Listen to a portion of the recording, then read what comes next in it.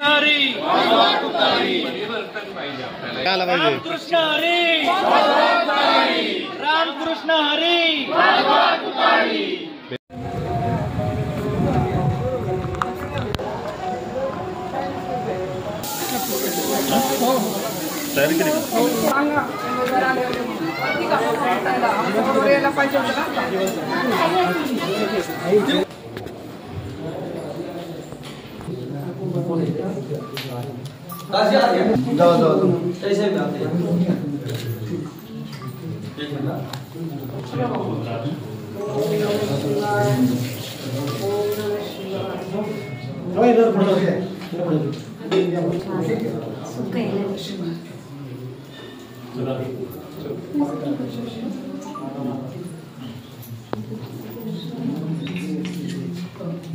दौरा करताय, कसा प्रतिसाद आहे आणि काय विजन घेऊन पुढे जातात?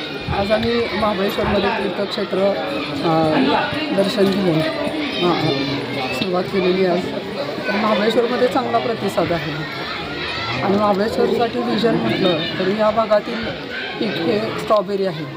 स्ट्रॉबेरीसाठी आम्ही चांगलं मार्केट असेल किंवा बाहेर एक्सपोर्ट करण्यासाठी किंवा योजना वेगवेगळ्या ज्या शेतकऱ्यांसाठी असतात त्यासाठी स्ट्रॉबेरीसाठी आम्ही प्रयत्न करू आणि बिलारी पुस्तकाचं गाव आहे त्यासाठी आम्ही निधी उपलब्ध करून देऊ आणि महिलांसाठी वेगवेगळे प्रश्न आहेत, सबलीकरण असेल किंवा महिला सक्षमीकरण असेल त्यासाठी आम्ही प्रयत्न करू।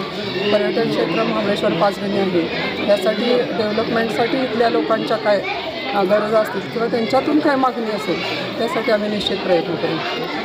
वर्ष माझे सासरे स्वर्गीय मदनरावजी पिसाळप्पा हे 4 साली त्यांचं म्हणजे आमदारकी झाली, संपला तो काळ त्यांचा कार्यकाळ।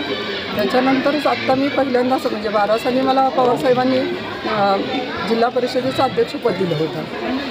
5 वर्ष आता काम संपून माझं कार्यकाळ संपून 5 वर्ष झालेली आणि आत्ता मला आग्रहाने जनतेतून उठावं हा जनतेतून आग्रह होता की तुम्ही ही निवडणूक लढवली पाहिजे।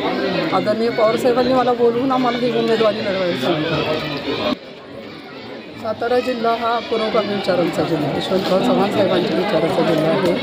समस्त सगळ्या महिला भगिनींना माझी एकच विनंती, महिला म्हणून सातारा जिल्ह्यामध्ये मी एकच उमेदवार आहे। सर्वांनी माझ्या पाठीशी राहा आणि चांगल्या बहुमताने मला निवडून द्या।